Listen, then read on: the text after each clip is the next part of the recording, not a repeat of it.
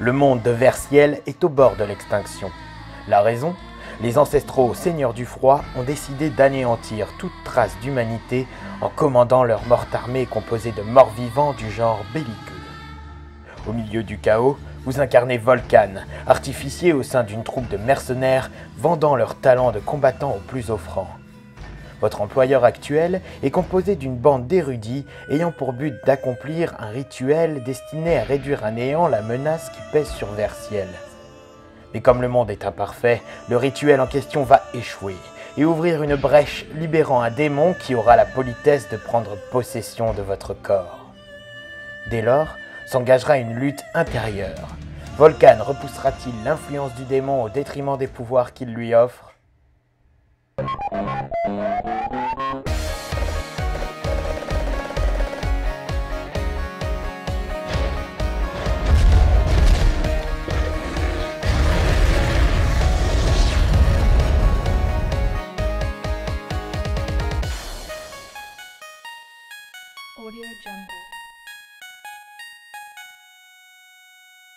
Nous sommes en 2014, époque où le registre RPG se noie dans le toujours plus. Avec des mondes ouverts à en rendre claustrophobique notre propre planète, des scénarios interminables visant à rallonger encore et toujours la fameuse durée de vie du jeu. Et au sein de cette gigantesque armée de jeux mettant au défi notre patience plus que notre combativité, les studios Spiders eurent l'étrange idée de produire Bound by Flame. En quoi cela est-il étrange, me direz-vous ? Eh bien, nous avons ici affaire à un jeu forgé dans la masse et à la façon des jeux de la vieille école. Un monde fermé, proposant peu d'alternatives de route, une évolution de personnages peu progressive mais complète. Et surtout, un univers de morts vivants et de magie à la simplicité d'un conte médiéval.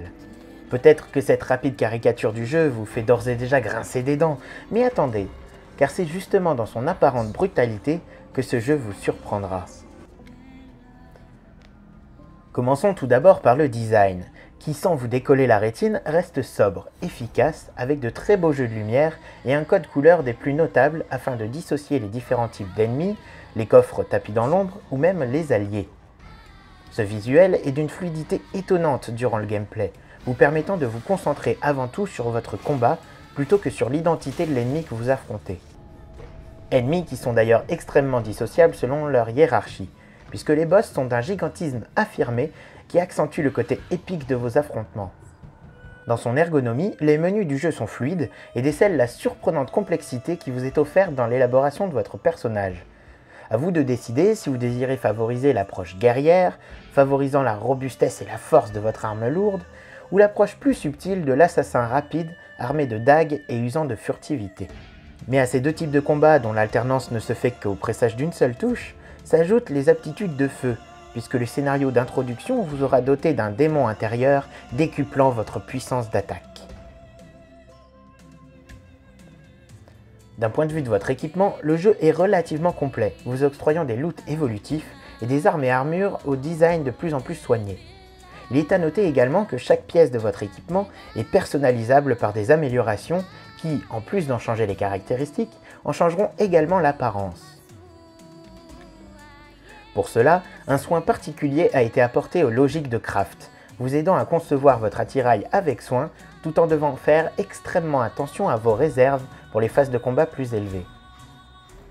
Durant votre aventure, vous serez entouré de différents personnages dont le manque d'originalité pourra cependant être un frein à votre immersion. Caricaturaux, ayant très peu de psychologie et de passé, il est malheureusement complexe d'éprouver empathie ou haine à leur égard. Vous serez ainsi assisté par 5 compagnons, possédant chacun ses aptitudes de combat que vous pourrez vous-même sélectionner par un menu rapide. Ne se contentant pas de les commander en offensif ou défensif, le jeu vous propose également de les conduire vers des dispositions au combat à distance, rapprochées, utilisant leur aptitude spécifique ou se focalisant sur vos soins ou supports magiques.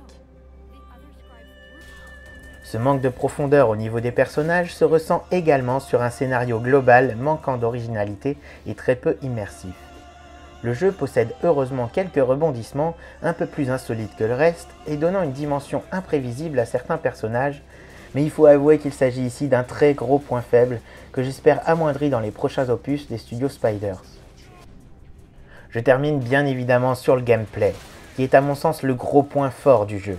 puisque les combats recèlent de nombreuses subtilités qui pousseront le joueur à réviser régulièrement ses stratégies d'attaque.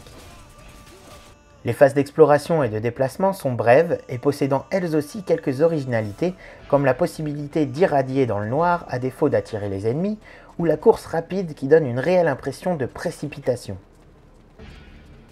Les combats sont d'une difficulté maîtrisée, vous laissant parfois l'impression de facilité qui vous frustrera d'autant plus lors de votre prochaine défaite contre un ennemi supérieur. Vos aptitudes nombreuses de magie, d'attaque à l'arbalète, de furtivité ou de combat guerrier sont autant d'options qu'il vous faut anticiper à chaque rencontre d'un groupe d'ennemis, tout en gardant votre regard sur vos potions de soin ou de mana qui s'épuisent toujours trop vite à vos yeux. Et c'est l'ensemble de toutes ces complexités qui offre à Bound by Flame une belle place dans le registre RPG, puisqu'il possède un réel sens du rythme en se basant sur les dynamiques de jeu de très bonnes franchises comme The Witcher ou encore Dragon Age. En conclusion, Bound by Flame est un jeu des studios Spiders possédant un budget humble pour de nobles ambitions.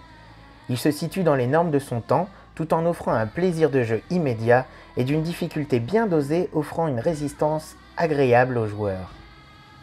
Gestion, anticipation et réactivité vous seront demandés dans un registre qui se repose de plus en plus sur la facilité au profit de la longévité. Voilà qui conclut notre chronique de Bound by Flame. Je vous invite à aller de suite sur le site d'Artzone Chronicles pour aller voir toutes nos autres chroniques et n'hésitez pas à vous abonner à la chaîne. A très bientôt sur Artzone.